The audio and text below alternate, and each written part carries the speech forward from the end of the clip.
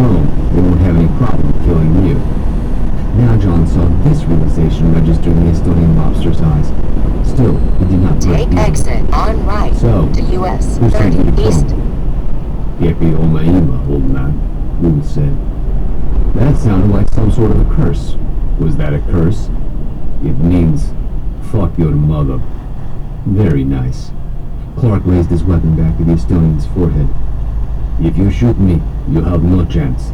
I have 10 armed men in building. One bang from your gun and they come kill you. If you are right about more men coming, then you should think about your own. He stopped talking and watched Clark holster the pistol. The older American stepped forward, took Arlo Rule by his arm, spun him around, and shoved him hard against the wall. I'm going to do something that will hurt. You will want to scream bloody murder, but I promise you, if you make a sound, I will do it to your other arm. What? No! Clark bent Rule's left arm back violently, then drove his elbow into the back of the Estonian's hyperextended elbow. Continue Arlo on Rule Lincoln started to Highway. shriek, but Clark took him by his hair and slammed his face into the wall. Close in his ear, John said, "Another pound of pressure and your joint snaps. You can still save it if you don't scream."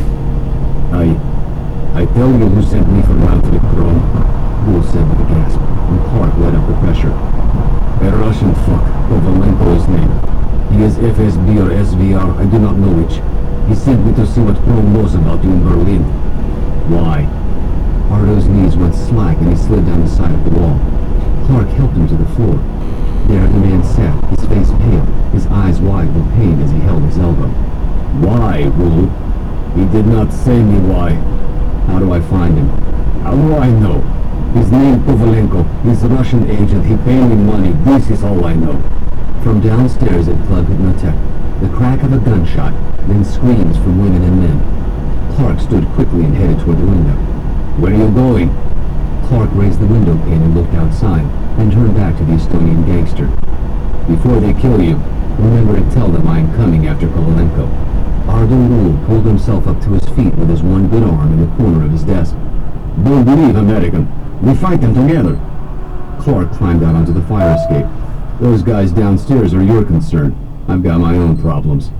And with that, he disappeared into the cold darkness. Both men, American and Estonian, were roughly the same age. They were within reach of the same height. Not more than 10 pounds separated from their weight. They both wore their salt and pepper hair short. Both men had lean faces lined with age and hardened by life. There, the similarities ended. The Estonian was a drunk, prone on the cold concrete with his head propped against the wall and a see-through plastic crate holding his life's possessions. They both seemed well at the same age, but not the same man. He'd been standing here in the dark under the train tracks, watching the fall. He regarded the man a moment more with only a brief hint of sadness. He did not waste much energy feeling sorry for the guy, but that was not because John Clark was cold-hearted. No, it was because John Clark was on the job. He had no time for sentimentality. He walked over, knelt down, and said in Russian, 50 euros for your clothes. He was offering the destitute man $70 in local currency. The Estonian blinked over jaundiced and bloodshot eyes. Avandust? Excuse me? Okay, friend, you drive a hard bargain. Clark said it again. You take my clothes, I give you 100 euros. If the homeless drunk was confused for